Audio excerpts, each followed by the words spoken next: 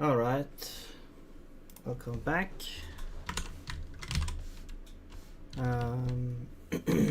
I've done a bunch of stuff between streams here. So what I did was, well, if we look at last time, we've been working on the UI. And I actually did, so let me just start the game and show you. So I got the controller working as well. I need to restart the computer and it worked. And also the sound works now. I fixed the 2 combo attack as well. Small issue with the timing there. And yeah, the health UI, the 3 hearts there, also fixed that. And now you can talk to this person and accept the quest. The quest log right now you can see is empty. And then if you talk to this guy, you can get a quest, okay, and you see quest accepted, and you can now see this quest here in the quest log. And if you go here, you can see the sort of details of the quest. And then if you wait 10 seconds, you will see the progress notification. And now if you go in here, you can see the text has been updated here. Now you've waited for 10 seconds, go and speak to the elder. Okay, so we go and speak to the elder, and this guy's, now we have this waiting thing, which is now different because we've progressed through the quest. And now it says, oh great, you were very patient. Now here, accept your reward. Thank you. And now the quest is completed, and it's no longer in the quest log because we don't show like completed quests. But yeah, I'm gonna add that as well. But yeah, so now we've actually completed the whole cycle of the quests, and I can actually go and show you the code. I'm just gonna fetch some food here in the oven.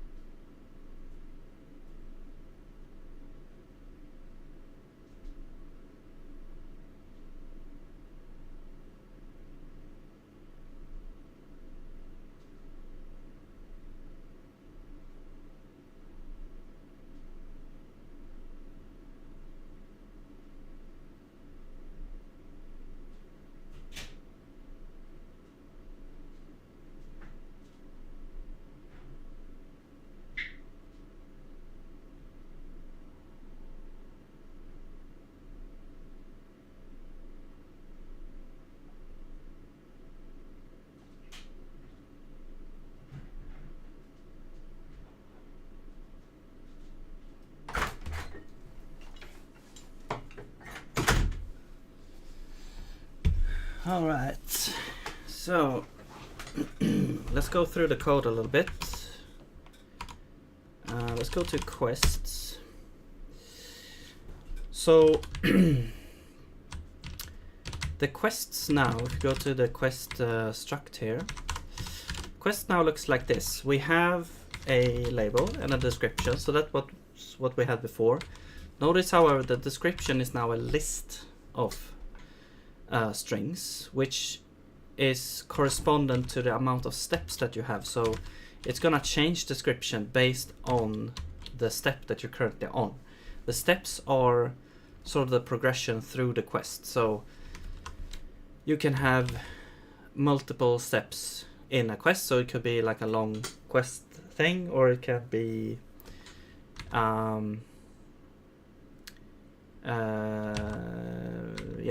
yeah, it can just be one step. Or I mean, usually probably you would have like complete one thing and then turn it into some NPC, but it could be anything you want.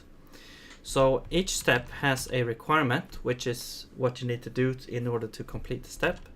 Right now we only have 2 things. We have turn into, which is when you need to talk to an NPC in order to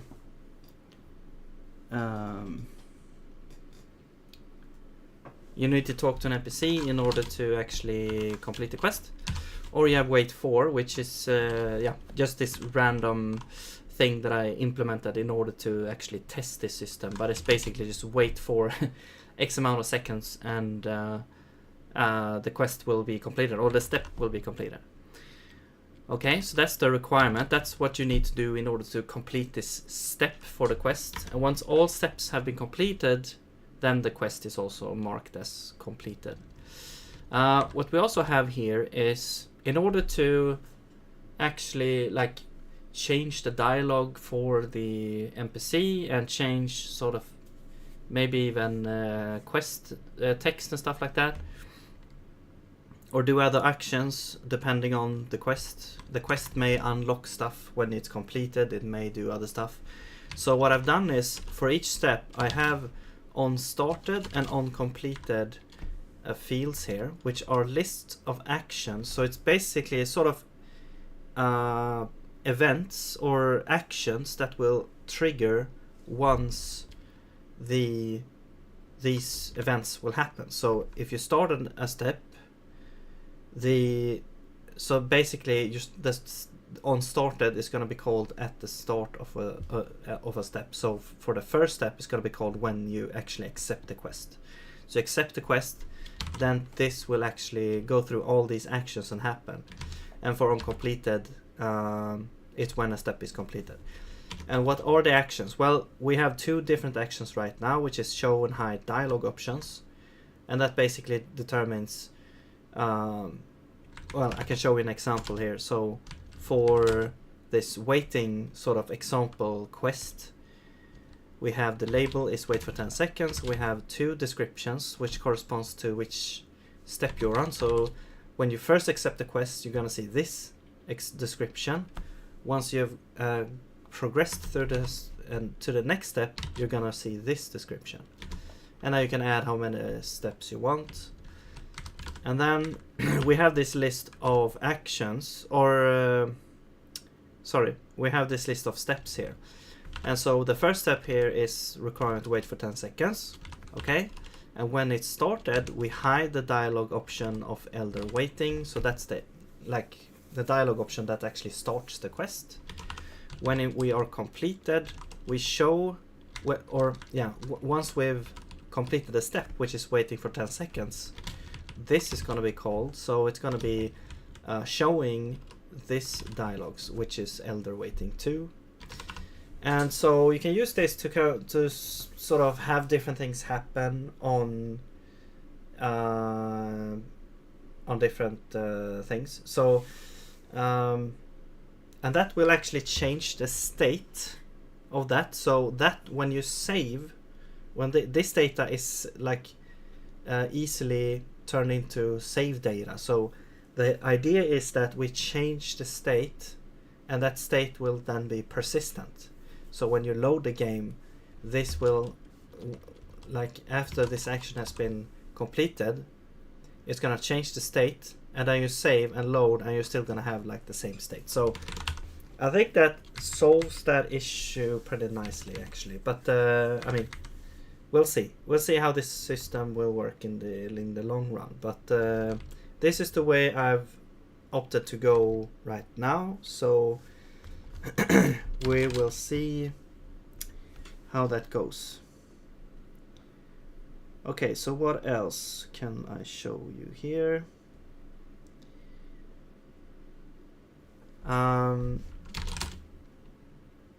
Right, and here is when you actually complete the quest. So you get this requirement is turned into elder. So how do we do that? Well, if we go to, so if you notice here, we show this dialogue option, which is elder waiting 2. So if we go to our dialogues and we go to elder waiting 2, then we have this dialogue option, and yes, so this is just a dialogue option, but the action is advance quest wait 10 seconds. So this is the quest that we're talking about, and we're advancing this quest once you've chosen this response here, which is thank you. And so you choose this response, that's going to advance the quest. And how do we actually do this stuff? Well, we have it in the system. So we have here, when you choose a response, you call this handle action on the response that we actually chose. And then we have a simple switch that just goes through all the different possibilities. And if you're accepting a quest, we had this before, we simply go to, we grab the quest container, which contains the quest states. We call accept quest, which will it will grab the state of that quest and it will populate it if it doesn't exist, and it will also accept the quest, which in turn will set accepted to true in the state. It will create a notification. So here's like everything that happens when you accept the quest. So we create a notification that the quest is accepted. We will trigger on step started, because the first step is then started in that case. And that in turn will grab all the events or actions that is going to be done here. So we'll go through all these actions and we go and resolve them in this function, which basically just goes through the action and checks is what type of action it is, and then does the action, which in this case we have show and hide dialog, which grabs the dialog container and calls show and hide option, which in turn will go in here and change the state of the dialog in that case. So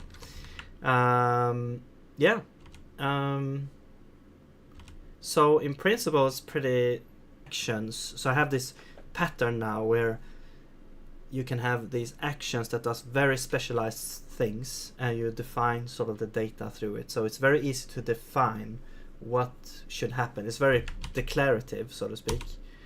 And I actually like that a lot. So, and then if you need some sort of special case thing, you can just add it. So there's no real, I don't think there's for now. It might grow into some monster in the future, but for now it feels kind of good to actually be able to do all this. Okay, so another thing that we did was or that I did, I should say, was these, now we have the quest keys. Before, the keys were actually calculated from this definition here, but now I've opted to do it like this, and that's only because SIG had a sort of circular dependency issue with, because now quests actually reference the dialog option key, and the dialog option key was dependent on the dialog option, which contains a quest key, and so there's a dependency. There's a dependency issue there. So there's a circular dependency. So I actually made a new pattern where we break out the keys into its own thing. So in order to add a dialog option, you first need to add the key and then add definition down here in this list. But the nice thing is, if you add a key, you can't actually not add it, because it's going to be a compiler error. So this actually says that, oh, you got a missing field here. How did I manage to do that? Well, this type here is defined over here, and this, I made this function which is like a comp time thing. So it takes a enum and a type, which is going to be sort of the value of the fields, and creates a struct, which is this struct, which is a struct with the same field names as the tag names of the enum, all of these. So this field here, for example, corresponds to this tag, and then the type is dialog option. So you basically create a struct that has the same fields as this, but the type of that field is dialog option in this case. And I also do the same thing for quests. So here we have quest key, we have two quests, and we define this type to be this enum to struct, and this value is of type quests. So now we have to define the things there. So so that worked out pretty nice. The only thing was, okay, do I really need to have this sort of thing here? But it's pretty simple. It's basically just go through all the tags, create a field for each tag, which is basically just taking the name is equal to the tag name, the type is equal to this type that will bring in the this is all like comp time is false and alignment is like automatically calculated, and we just create this list of fields, and then we create a struct type that implements all that. So it's not really a huge thing, but I'm not sure. I mean, this is one way to do it, but I'm not sure if this is actually like a clever way or whatever to do it. But it's just like, okay, I saw an opportunity to solve the issue doing this, but the thing is, in SIG it feels like you have like endless possibilities to do stuff with the comp time stuff. Or I was trying to find like a built-in way to do this. I didn't Google around with much, but I did look at the meta library, because here you have like a whole bunch of stuff that you can go through and see if you can find, you know, something that helps you. But I didn't find anything that did what I wanted to do here. Another way would be to construct maybe a hash map with the enum as a key, but I don't know. I did it this way, and I think you can still like use the key, the enum, as a key here. Not sure. I mean, it still works, I guess. So yeah, so that's sort of a recap of what I did in between here. So that was the quests. Yes, so quest progress. Yeah, so now we show notifications for everything as well. That quest system feels a lot more robust now. You can do a lot of stuff. Yeah, so I added these arbitrary actions that I showed you just now, where you can show and hide dialogues when the quest is like completed or started or progressed. And yeah, so let's see. I guess we can like say quests are basically completed. We just need to like add more things that will come up during the development. So what else?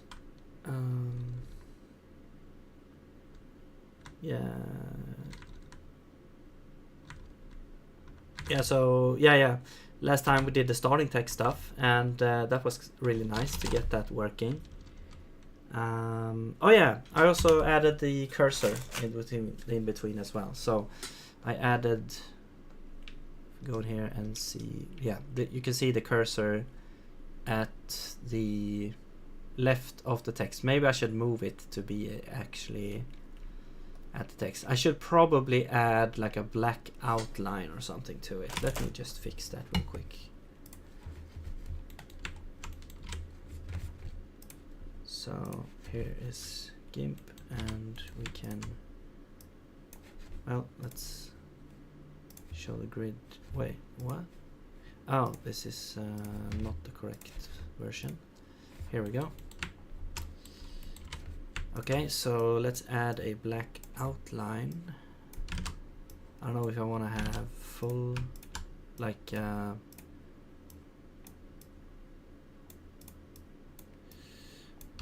wonder if it should be like this. Okay, yeah, let's try that. So we have that to make it look like, so you can actually see it more. And no, I need to do this condition thing.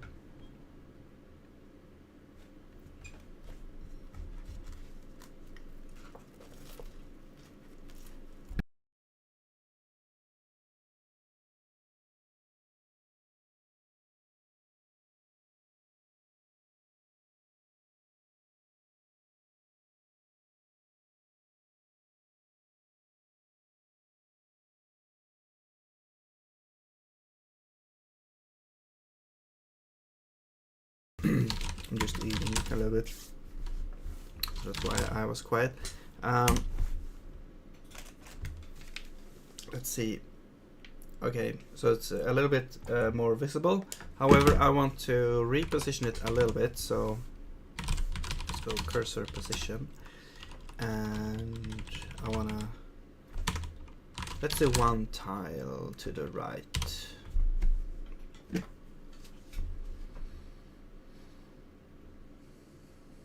Now it would be nice to have like hot module reload something. Okay, so that you can see it's like right up. The pixel is like right on here. So this should work, right? And you can see which thing you're looking at very easily there. Okay. Cool.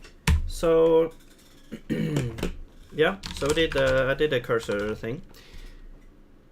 Now to really fix or I should say like complete sort of the dialogue thing, or make it feel a lot better, is probably the animation stuff and the sound things.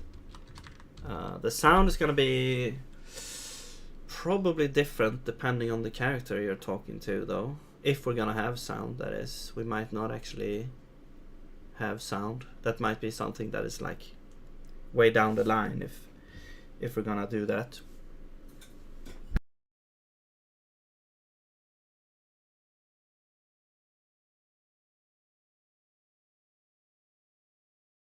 Let's figure out what we can do. We could probably do the text animation though. That would be nice to actually tick off there.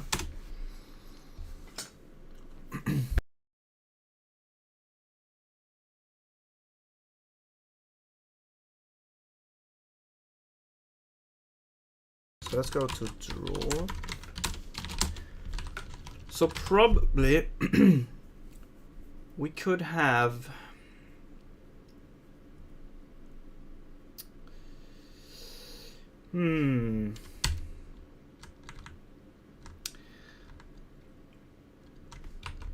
because I think this requires some sort of state, like when you started the text, or some sort of progression through the text length.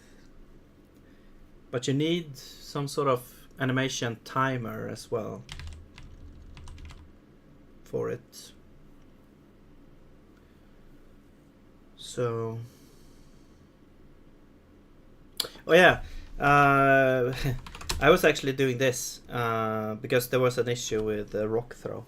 So I was trying to fix this issue, but I will do that later. This is, I'm trying to, what it is like I'm trying to add like higher order components, which is basically just a fancy way of saying like components that can do stuff with other components. Like you can add other components, you can remove components, you can do like fancy stuff with other components. So basically we have so you add this, and it's like a delayed thing that will happen, which is gonna be adding the component at this timestamp.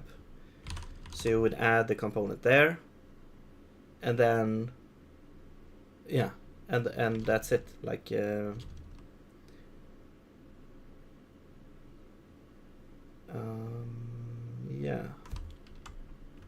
So I was starting to build this. Maybe I should finish that to fix the thing before I do the text animation. Okay, let me just finish this real quick here, because I think it's not really that much that we need to do. So this is going to be a basic view of add component at. We're going to grab an iterator for dependencies. And I mean, it's basically same thing here. So here. Just gonna double check if this needs to be a mutable. No. Okay, so we're going through there. We're gonna grab the add component at like this, and now we have, well, it says unknown there because, okay, but we do have that there, and what we want to do is we basically just want to say add to the registry on this entity, and the component to add is going to be this component, and we dereference it because it's a pointer to a component. And my idea here is that because I don't want this to be generic, well, it is kind of generic, but I don't want it to be generic like in a function that takes a comtime type, because then you cannot really iterate through the bunch of things. So it needs to be like this. So how would you define this with many different types of components? Well, you define it as an opaque pointer, because now this is a pointer to something, but since pointers are always the same size, then there's no problem doing this.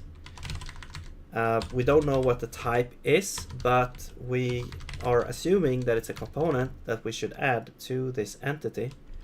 So we actually add the component like this. So we dereference it, which would yield like the opaque type behind it, but it's like, actually I wonder if that's possible though, because this one actually requires to know the type, I think.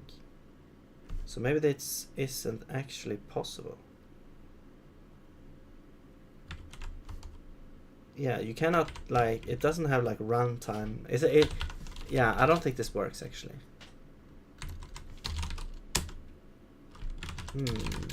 This is an interesting issue. Maybe I should Google on this part. I'm not sure if anyone else has tried to do stuff like this though, because SIG is not that popular yet. So and on top of that, in the ECS and this type of thing. So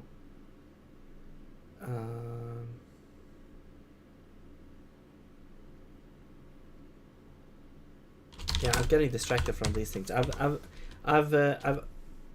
almost opting to actually remove this red stuff here, the red text, because it's just and the same idea of removing the numbers that I had here, because it's visually intruding, and my mind automatically goes to these places when I should be focused on the task at hand, but I'm not when there pops up a bunch of red stuff that I have to fix, and I often fix it like immediately, which sometimes is, I guess, good, but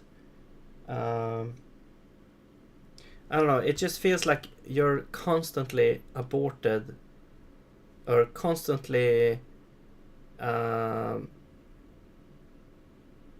would say constantly losing focus because of all these random things that are happening. So I think maybe I should actually like remove this feature that it shows the actual error here, and then in the end you can just open up the error log and just fix all the errors when you feel like it, like when you want to do it. And I think I'm gonna try that and see if that actually raises the productivity, and see, yeah. So I'm not gonna do it now though, but okay, so I don't actually think that this will work. Also, we're not gonna add it immediately, we're gonna add it when add at is less than or equal to t, then we're gonna add it. And so we can go to game and we can import, let's do it here, let's import add component at system,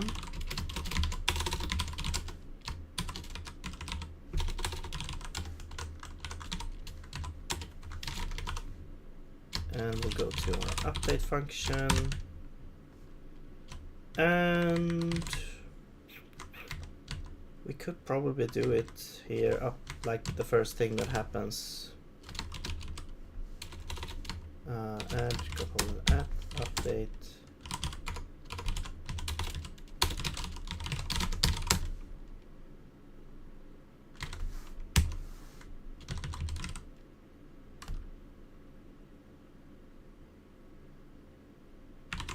Oh yeah, that's DT. Registry, oh yeah.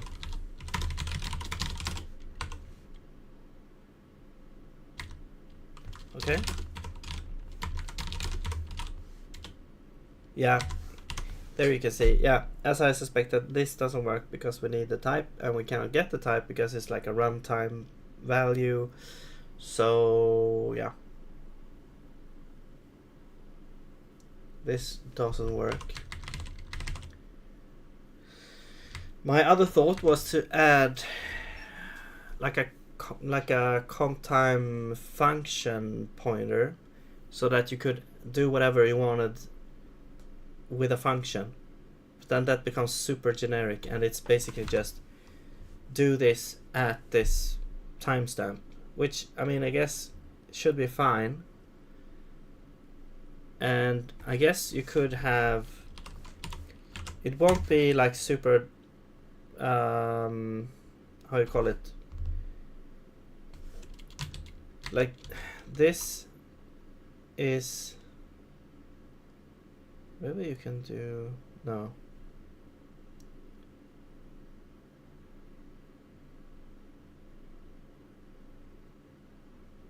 yeah, because the function type will be pretty generic. So but then again, yeah, but that's gonna be a pointer, so it's gonna be a pointer to the function. Will that work?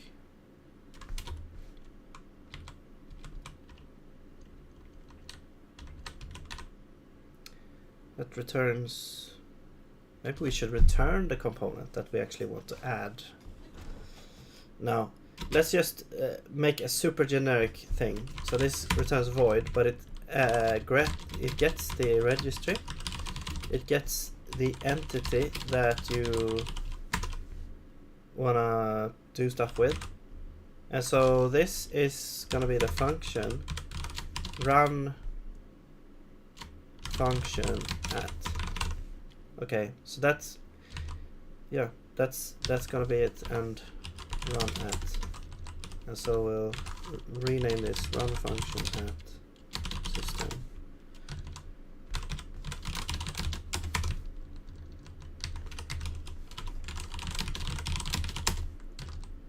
And this is run at. And here we have the function, and we call the function with registry and entity. Actually, we just do this.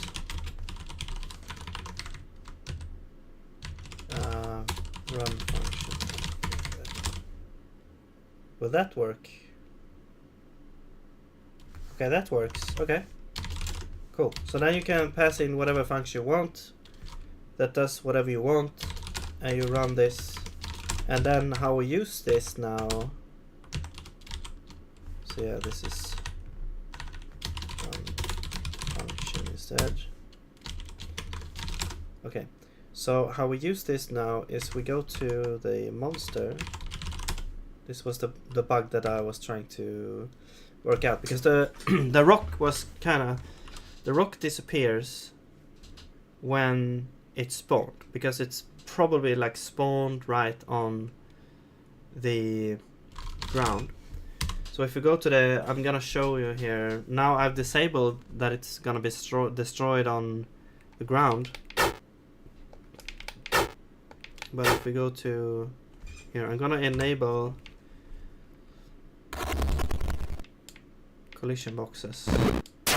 Oh, you see the rock collision box is off center, so that might be the issue though. But I still maybe want to have this functionality, so I'm just gonna do this red add rock, and this is gonna be run function at, and then the function is gonna be add destroy on touch. We get the registry, we get the entity, void, and then we just do this part. Oops. To entity. Okay. And this one is gonna be function, it's gonna be add destroy on touch. And run at is gonna be t plus I don't know, 1 second or something. Okay, and we need to grab run function at.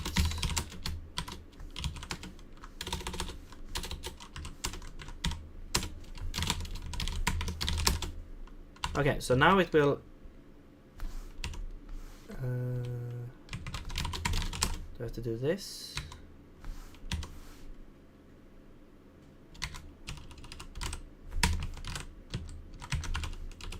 Do I have to say const here? Does this work? Okay, it's apparently both doing this and the other thing works. I guess functions are a little bit special. Okay, interesting. Hopefully, so the idea here is we run this function after 1 second. This one will, after 1 second, add destroy and touch. So it will basically be invincible the first second. I think this will be an issue though. Okay. I probably want to do this instead. So at first it's only destroyed by the player, but when we do this destroy on, we wanna do get destroy on touch from this entity, and we wanna set the type to be all. So first it's only, because otherwise you will get like instant frame kill on the player. But now we start destroying it on the player. After 1 second we call this run function at, we call this function. This will set the type to be all. Okay. Let's see if this works. Because right now the rock is gonna be destroyed instantly in the ground if you have that rule on. But now it's only the player for a second. There you can see. Oh. And I guess 1 second would be maybe a little bit much. Let's do like 250 milliseconds instead. It just needs to go up in the air a little bit. But this feels like a really wonky way of doing it, but also we got a crash, so that's interesting. Let's say, I think maybe this run function at, it's a bad idea though. I don't know. Why didn't it why did it crash? Reached unreachable code. Oh, so it tried to get destroy and touch, but it didn't have it.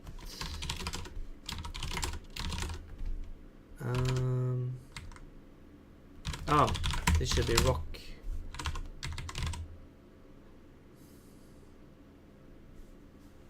The entity is actually the monster in this case.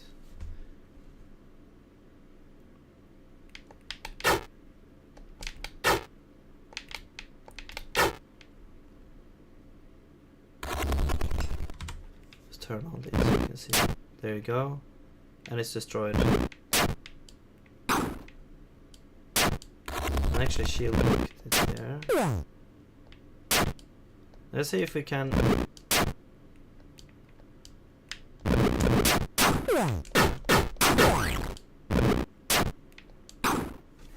Alright.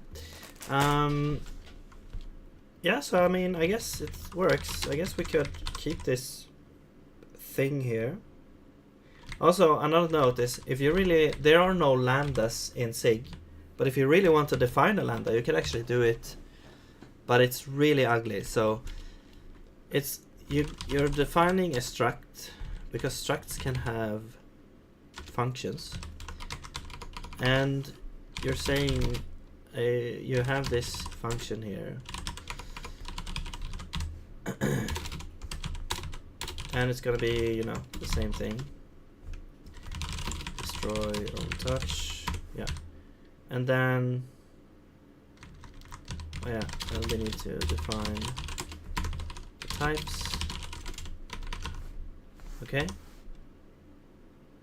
Oh, and this shadows. Okay, but anyway, let's say we do this and this.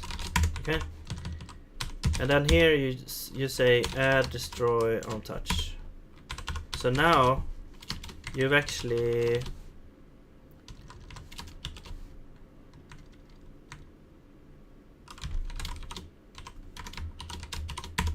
wait. Does this work? I think this is should work. Yeah. We don't get any LSP on this, but this is basically how you could define a function without having to define it like up here. So it's sort of making like a lambda function, but it's like really ugly. I mean, it is sort of gonna be local to this point though, so let's actually have it here. Okay, so that works now. However, the hitbox, or yeah, the hitbox of the rock was a little bit off. So we need to fix that.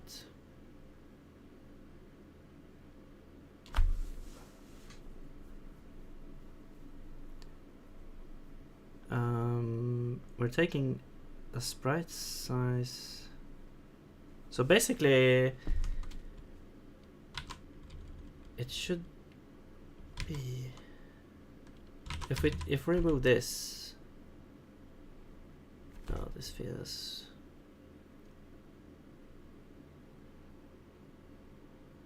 Yeah, I'm not sure what's going on here. So we have the sprite size, we divide it by 2, so that's gonna be 16, and then we take away the rock size, which is 7.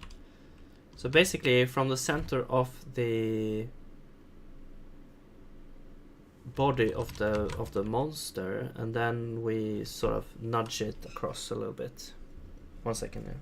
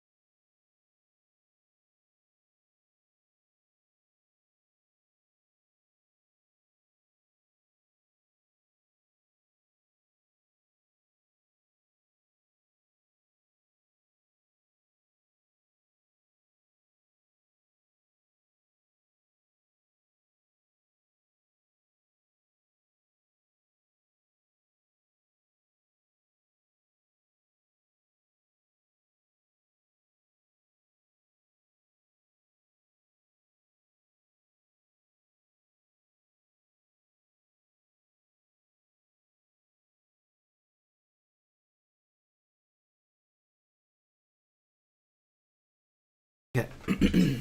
So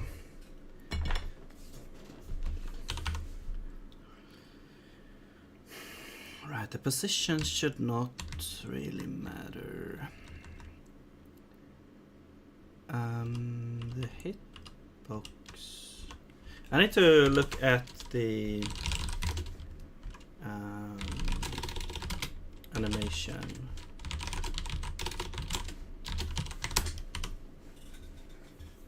No, not this one.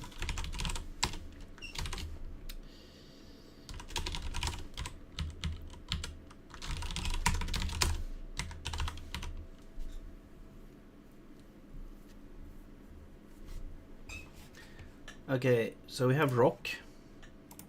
These ones are 32 by 32, basically in the center. So I'm not sure why we're doing all this. It should just be, you know, this.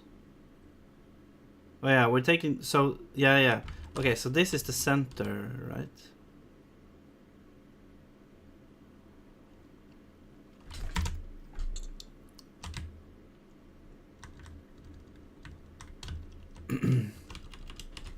Okay, that's the center. The center, and then negative the rock size. I mean, I guess that makes sense, but it still is wrong.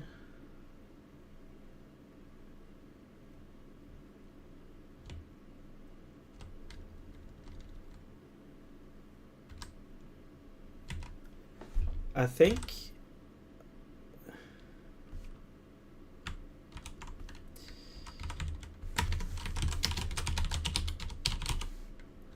let me check here.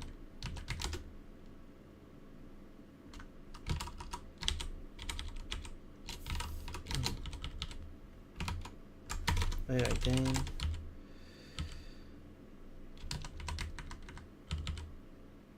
Where is that in it?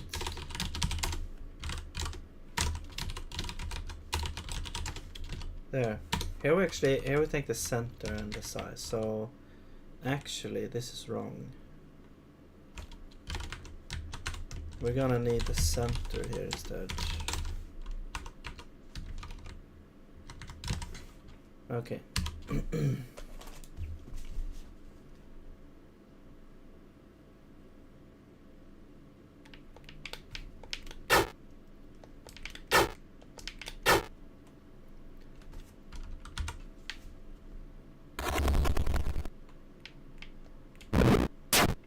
Okay. That's way off.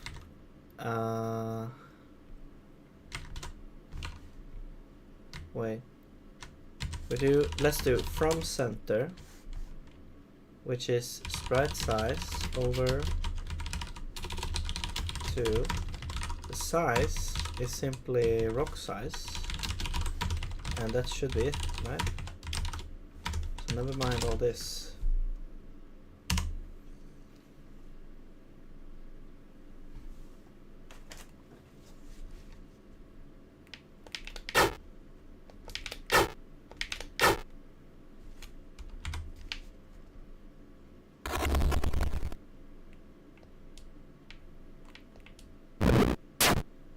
What? Okay, that's the same issue. Is this supposed to be negative?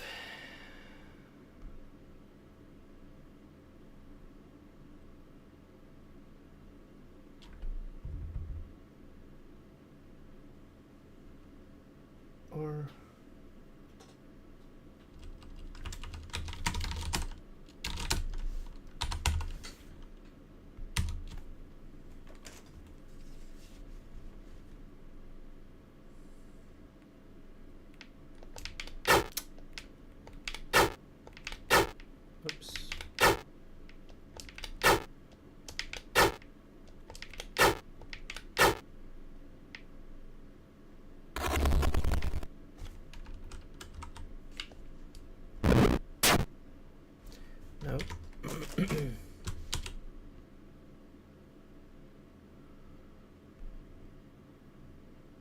I don't understand, but it's probably gonna be this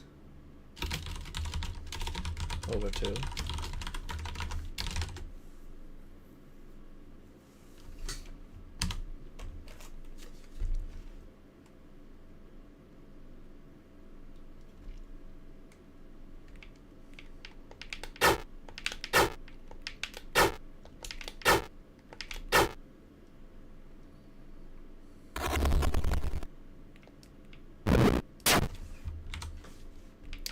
Okay, so we're back to where we started.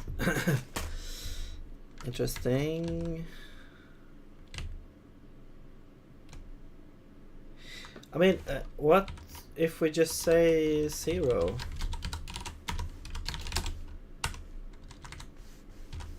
Yeah.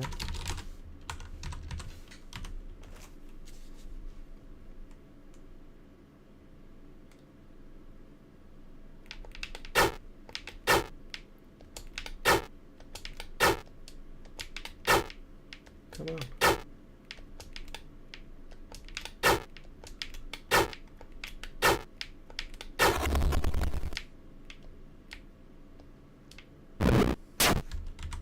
There we go. Okay.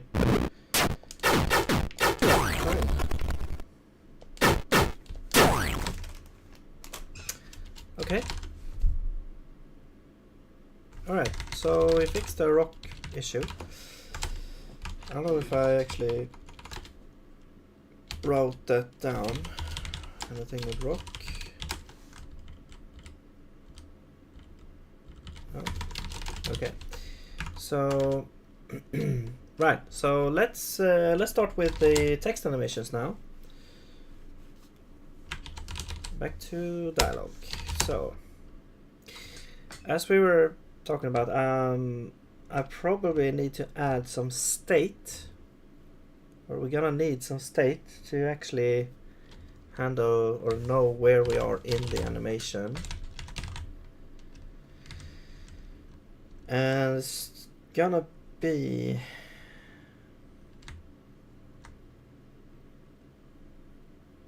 well, it's probably gonna be in the player component in that case. Here we have like the dialogue state.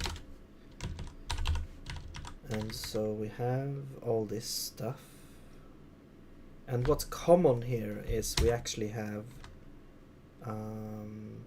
so we do have something common, but we could add it to several things as well, which we do have for target, for example, and stuff like that. So I mean, some things we could probably break out into a larger struct where we keep target and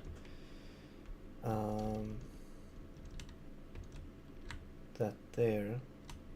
But I don't think we really need to do that. We also have this state, which is also probably we can just move out into some sort of UI state instead.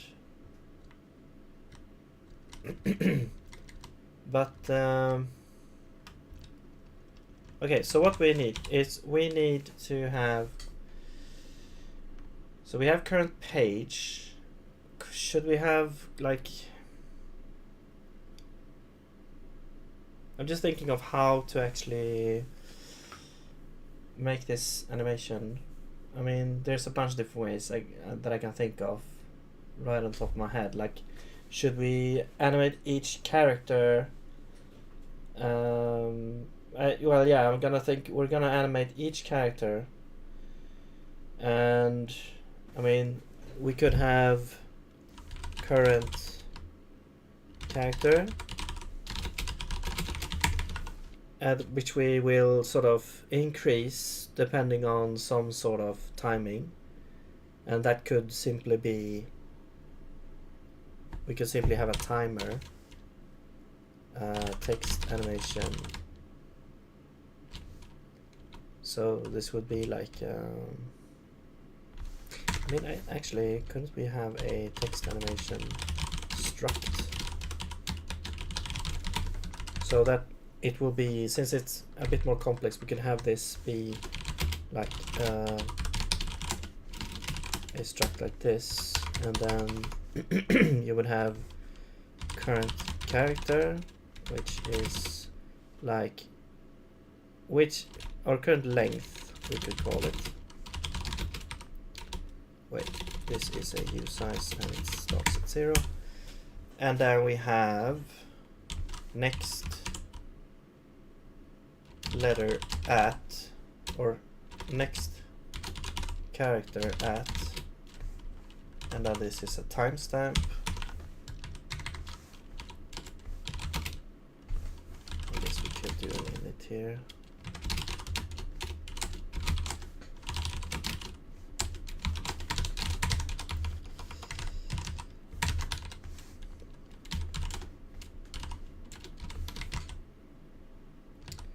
So this would be t plus, and then we have text. So then we have like I mean, I guess char duration or something, and let's just do some arbitrary number which we can define. And then we can say update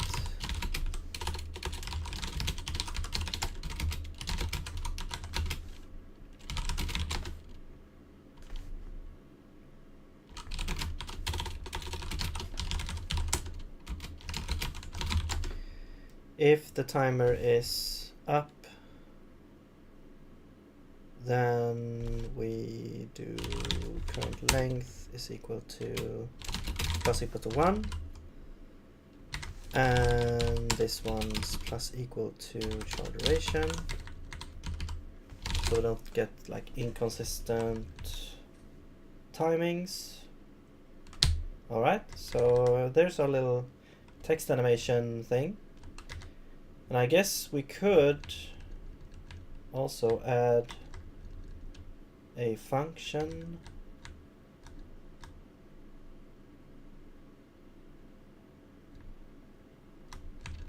here, which is like get current text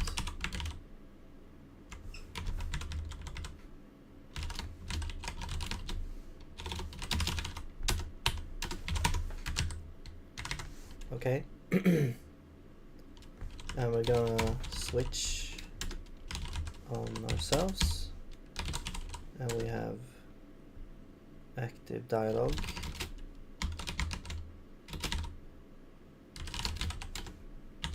So we can return that. We have starting dialogue.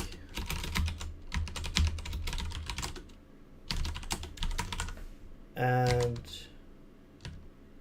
choose option does not have a text to show. So we won't have it for that, and no dialogue as well. So we're gonna say choose option or no dialogue is gonna be unreachable. You're not gonna call this in that case.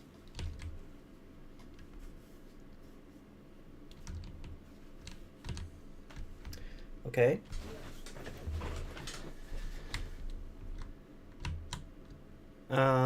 But yeah, this get current text, and let's get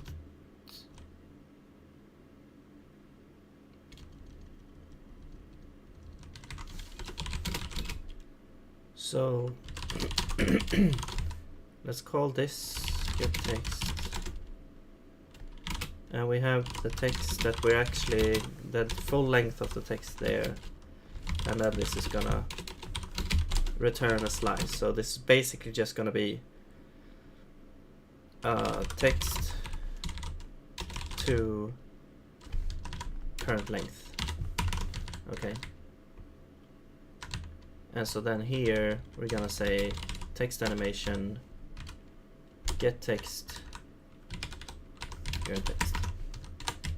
And we're gonna have the same thing for active dialogue as well. So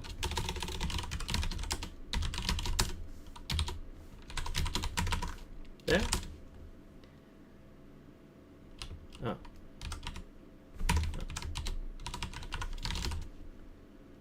Okay, but we need to also define that.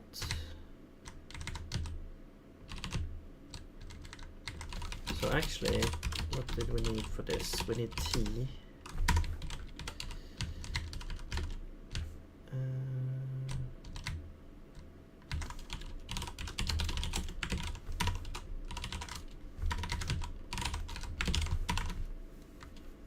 So let's add initializing functions here as well, where we need T.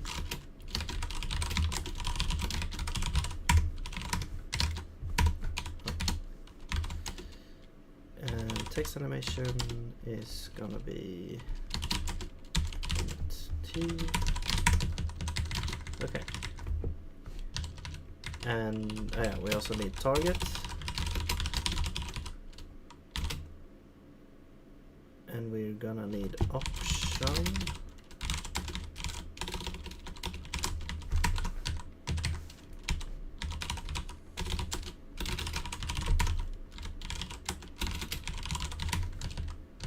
Okay. And let's go up to, was it starting dialog here? Let's do init here as well.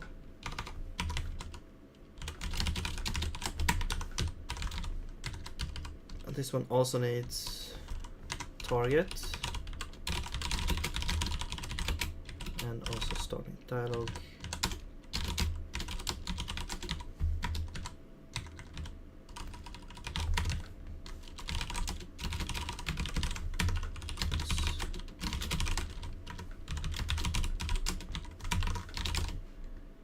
Okay. Now we have a bunch of missing stuff here, so let's do, oh yeah, now we need to grab this thing, this type, which is in player. Yeah, it's a bit convoluted here, but that's how it is right now. So this is the starting dialog, and we initialize that with target. Wait, target is intersection entry key. And starting dialog is dialog component.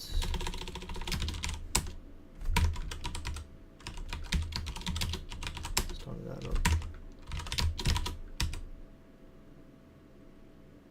Okay.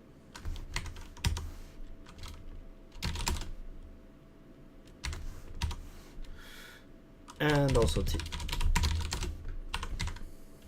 which we don't have. Okay. So we actually need to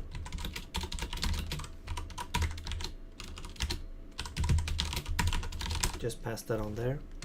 We also are gonna need that here. Wait, or are we? Maybe not, actually.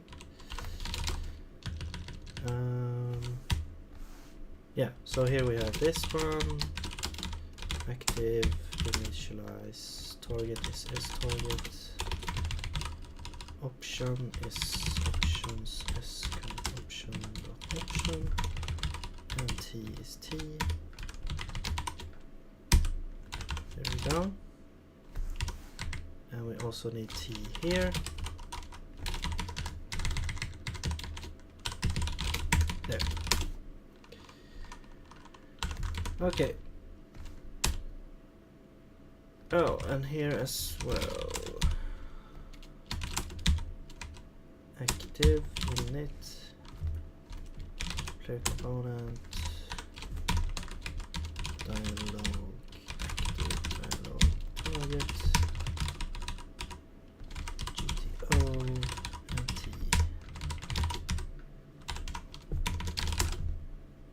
Okay.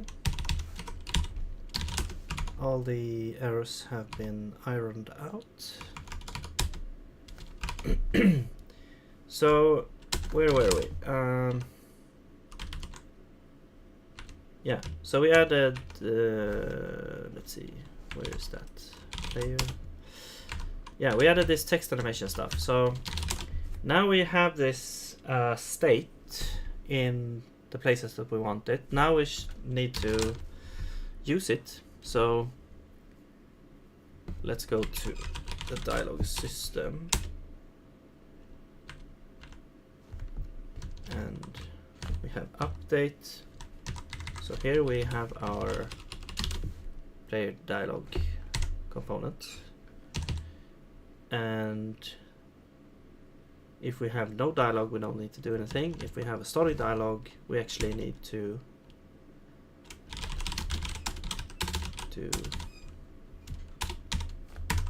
wait. Yeah, you have S, and then you have text animation update with T. Okay, so we update the animation. Here we also update the animation. And then when we draw the text, this is the text that we're getting. However, it's not actually the text we want.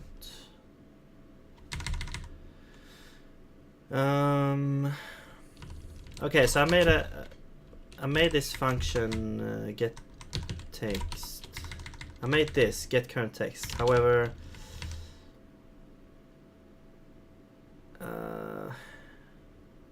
let's actually remove this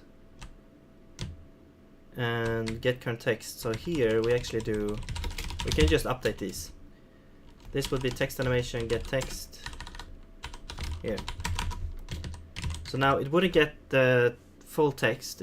Now it only gets the text that has currently been animated.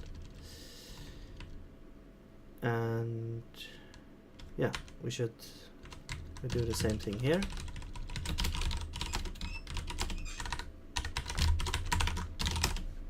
Okay. And one thing that I want to do also is when we update, if the length, we need to check for the length here as well. So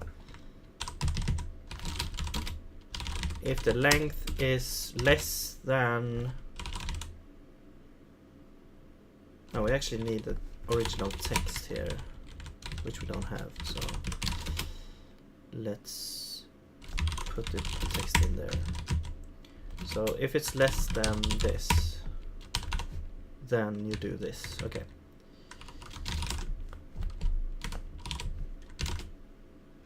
Okay, and now we need the actual text. So, oh, but now we don't have the text. Okay, we should do an update on, let's say we should do an update on these things.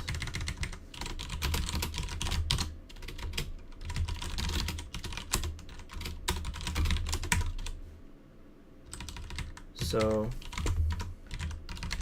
this one would call self text animation update, and the text is gonna be we're gonna have I guess we can have like a get current full text.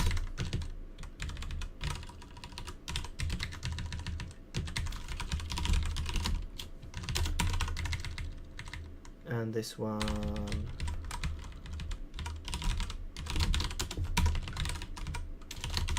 I know we need T. Okay. So let's copy this down here. That's the same thing, except this is option, and this one is active, and this one is active.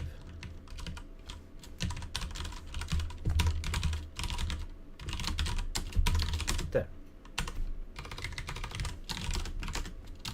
Okay.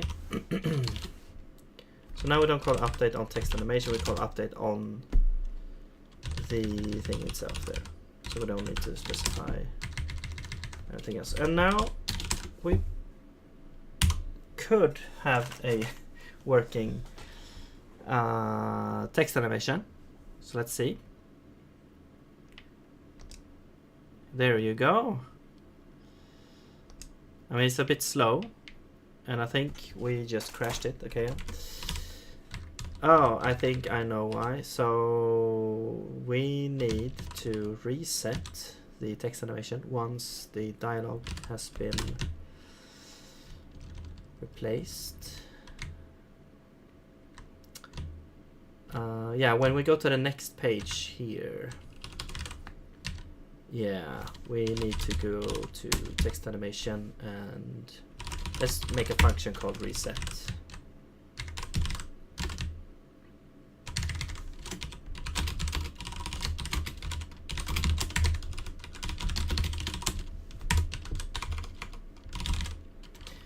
And we will simply do current length is 0. Actually, if we have the timestamp, we can also reset the animation. So we reset this is equal to this plus duration. There we go. And then in next page, we call reset. We need t as well. So we need to pass that along. Here we don't have t. It's one of those things that infests all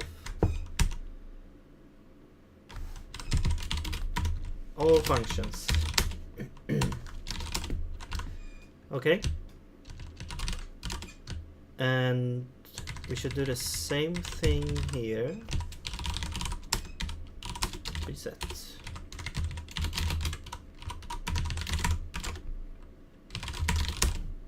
There. Alright. Now let's see if we can advance the text without it crashing on us.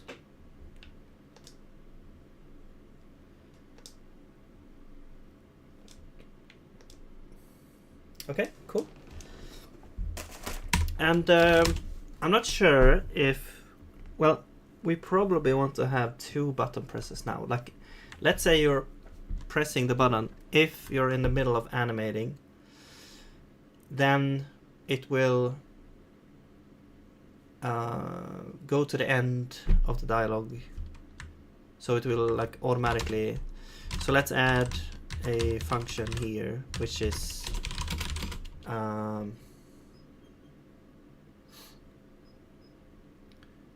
end, I guess we can call it. So we simply set, and also, oh yeah, we need the text, I guess. Self curved length is equal to text dot length. And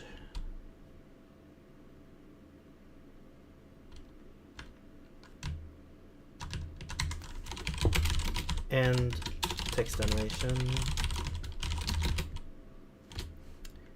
Okay, so we need 2 functions. We need one for ending the animation. We need one to check if the animation is done, because if it's done, then we want to advance to the next page, or we want to advance the conversation.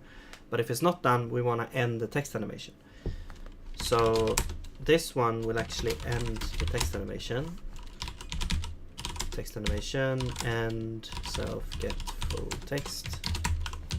And then we also have is, oops. I guess we could have something called advance, which will actually automatically do this. So we're gonna say if text animation current length is equal to get full text, then we want to do next page.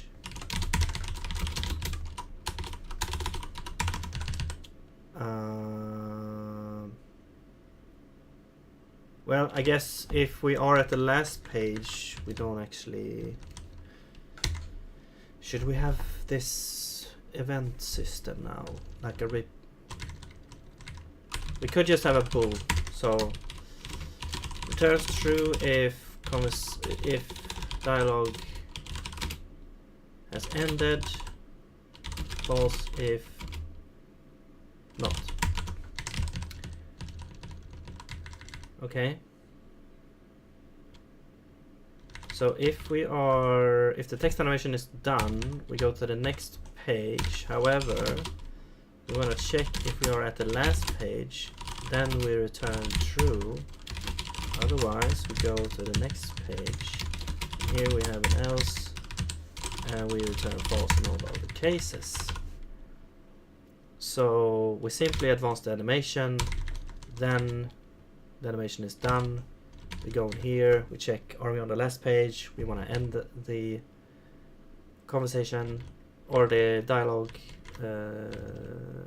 Otherwise, we go to the next page. Okay, let's try that. Which one are we in now? We're in active dialogue, okay.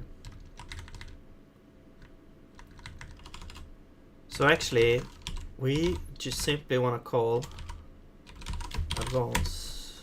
Oh, I need to copy this.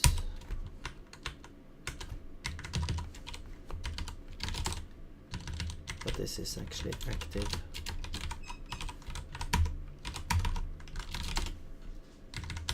Okay. And you need T there. So now we say if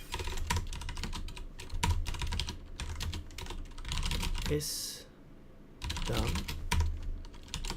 if is done, dialogue is no dialogue, otherwise we don't do anything. Okay, and we do the same thing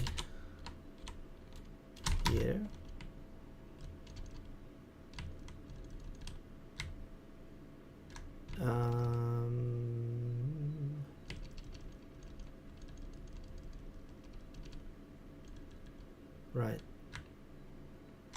Right, so we do here, we do advance. If we're done, we do all this. If we're not done, we do nothing.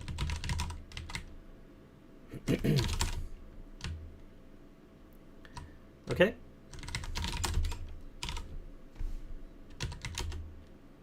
And oh, this needs to be double length. This also needs to be double length. Okay. Feels like I'm missing something, but let's see where we are. Okay, there we go. So now oh. Okay. So when you're choosing a response, it's different. If you're okay, yeah. I think the responses should not show up until the animation has been completed.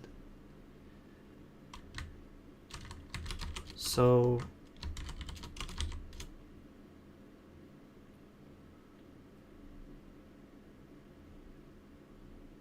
yeah, this guy.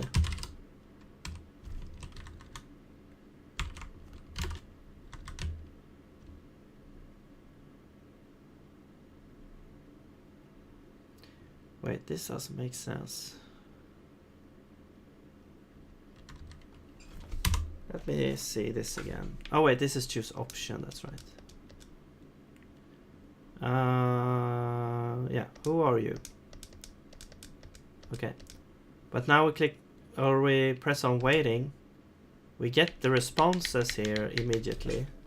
But the animation still plays, so I think we want to wait until the animation is done, and then we can choose the responses. So here is like if we are on the last page and we have responses, we do a special thing. But we also want to wait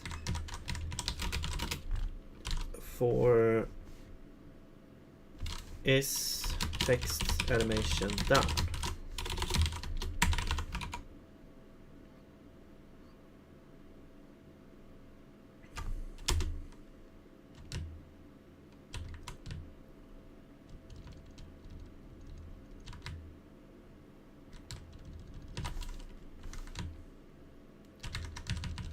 Add that here. Is text animation done? Full self-active return self text animation current length is equal to self get current full text. Okay, then it's done. And we can replace this also with that. So if it's done, then we do this. Okay. So now we're checking if it's done as well here. So let's check if this works.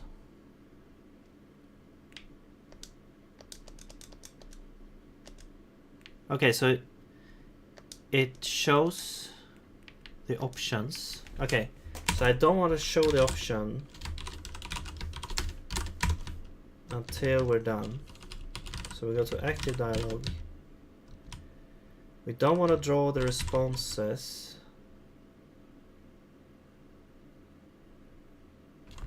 We could actually just add this as a thing here.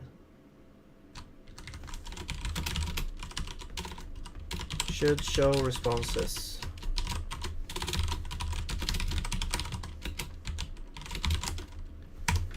Which is gonna be this. And is text animation.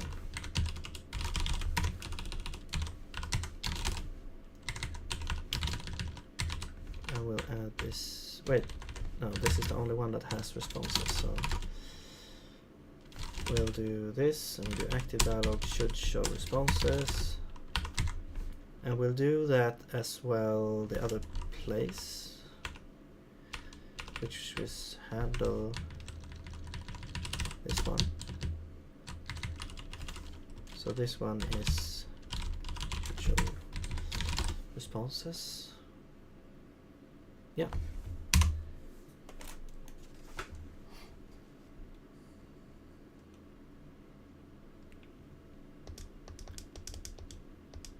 There we go.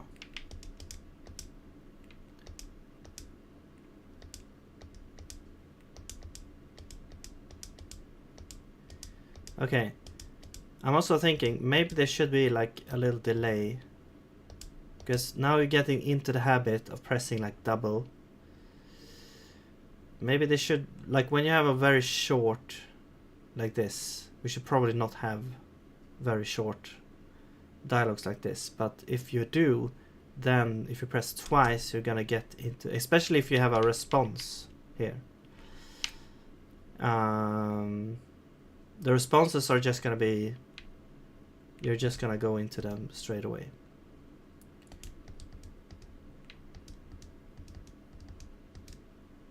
Okay.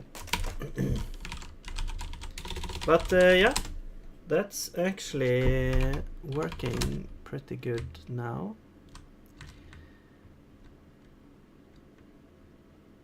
So that was a big upgrade, I feel. Text animation. What else?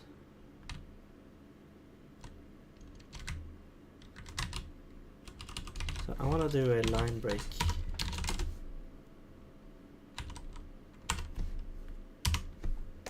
See how that looks.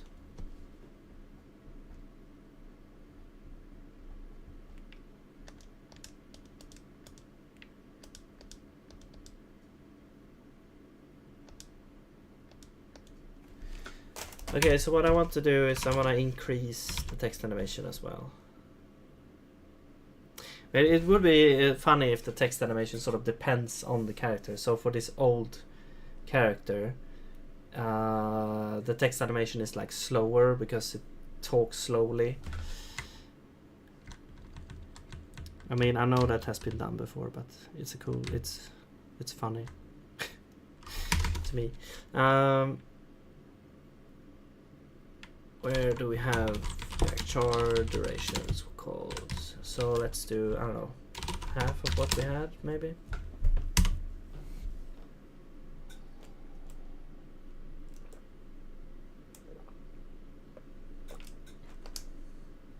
Okay, that feels a lot better.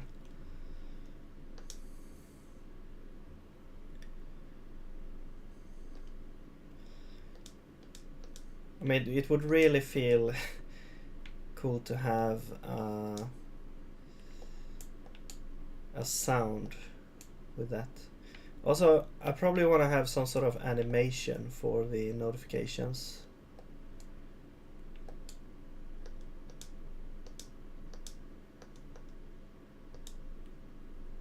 Yeah.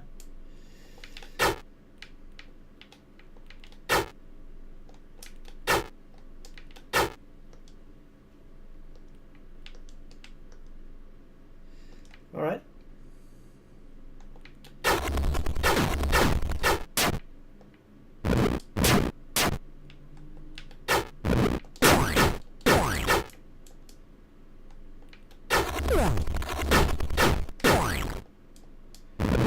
So, just trying to figure out what to do.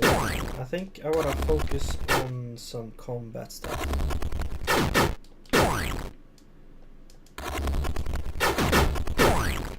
So I'm pretty sure I want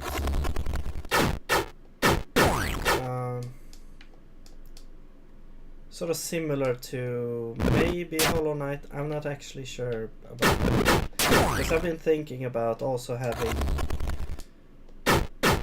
more, maybe, I guess, stats based stuff. So you would see sort of damage numbers and health bar, and you could like get upgrades and stuff like that. But I'm not sure, because I'm thinking also about the balance of the game. So for example, for in Hollow Knight, it's like all the enemies, even like the first enemies, all do 1 damage. Well, I guess some might do more damage with like special attacks. But it's all very sort of streamlined, you could say. But for example, if you're gonna have like more like larger numbers, you're gonna have, let's say now the monster have 3 health, each attack that I'm doing is doing 1 damage, so they die after 3 hits. But you could have instead scale that number up, so it still take 3 hits, but it's more like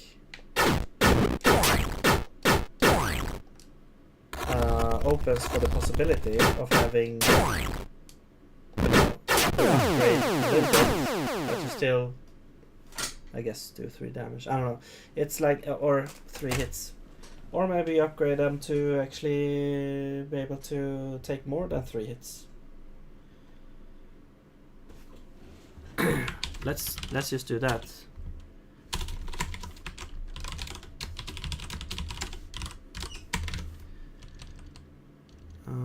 Where do we have this health component?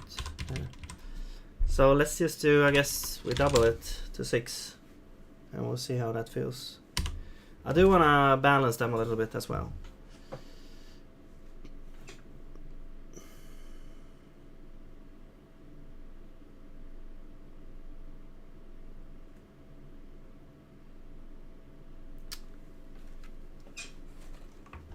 One second here.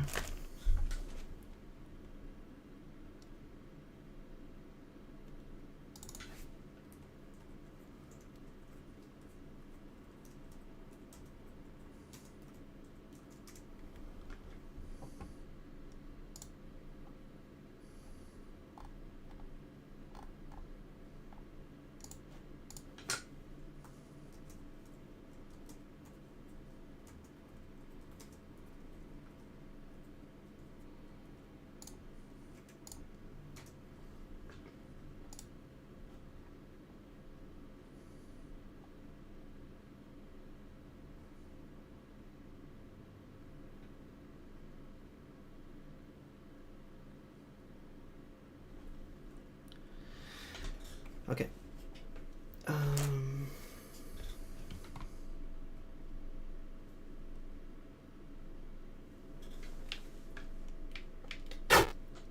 Let's go over here and see. It'd be nice with some music as well. I'm trying to get some songs. Okay, so now you should. Now that this should be more difficult. I mean,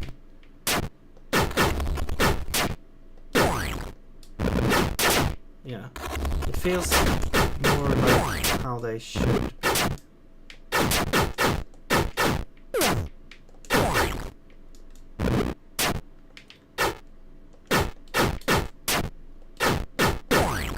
Like you actually have to dodge now.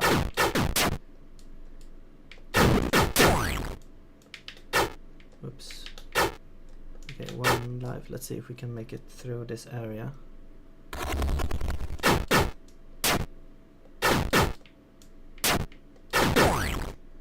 They do have this random chance of just charge jumping towards you.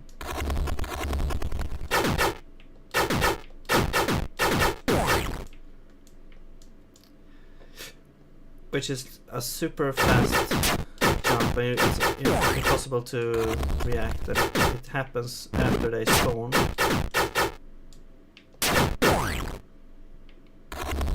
Maybe they should be a little bit slower with the verticality of the attacks as well. If they're like on a slope, or if they're below you, they shouldn't do like a low attack.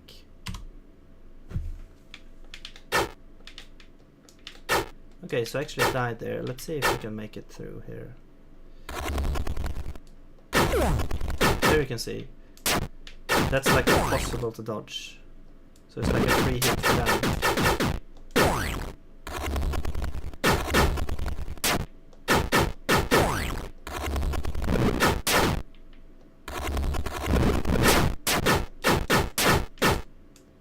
Okay. I mean, you can just... up to.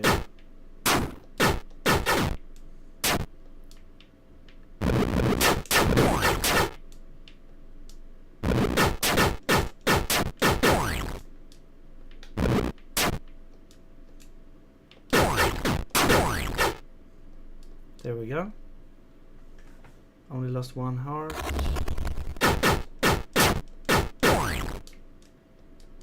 I'm gonna kill all of them. I really need to like move away because they can do this jump. This one's already spawned, so it shouldn't be an issue. Oh. Okay.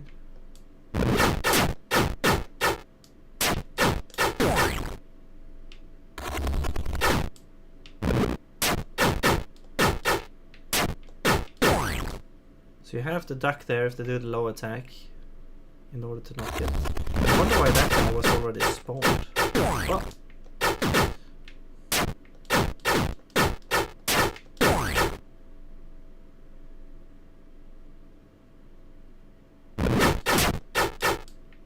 Okay, I'm not sure if I can actually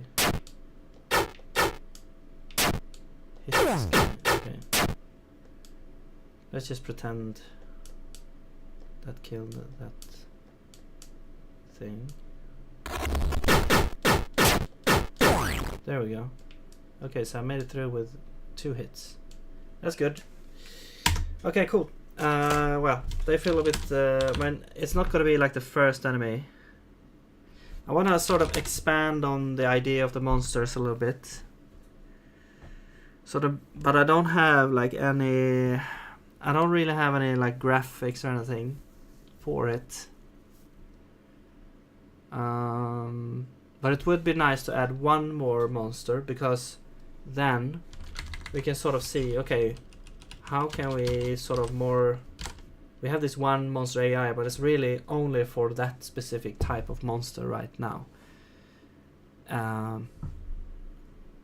But it could be, you know, a very generic thing that you can sort of fine-tune for each monster, or you have very specific things for each monster. But then there's going to be a lot of copying and stuff, and harder to sort of determine their, I guess, behavior,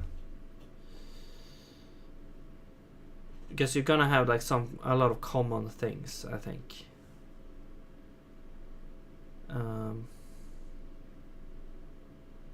I don't know, but I'm just gonna do, yeah. When I implement the next monster, we'll see how we're gonna do it. I think I'm gonna start on an entirely new struct, and we'll see how it goes for that monster.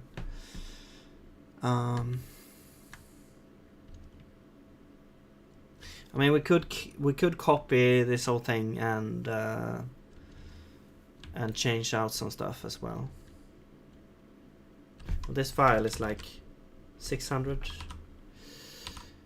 It's the most is in this one, the system. And this one is really like should be its own system really, but it's not.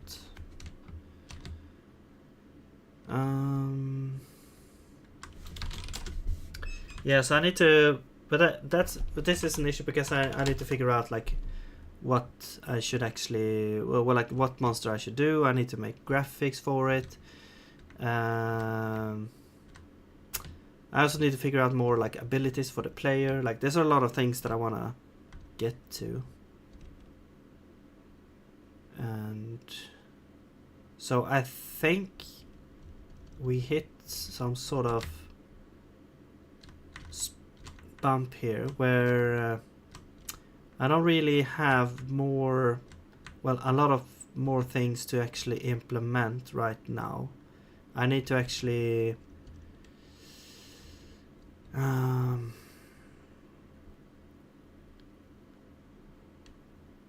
I mean, I guess we could do a sort of weird quest thing. Yeah, I need to figure out some stuff. So I want to add more monsters. I want to expand sort of the demo area a little bit. Maybe add a quest where you actually gain some sort of reward. Yeah. Like the double jump is going to be a reward that you will get at some point. We have the camera boundary stuff that I probably want to get to, not right now, but before we sort of make the game real, so to speak. Yeah. Yeah, so there's a lot of things that can be done with this. Yeah, I think I'm gonna have to cut it here. I need to plan some more stuff and I need to figure out more things to do. So thanks for anyone that's tuned in today and or this time. So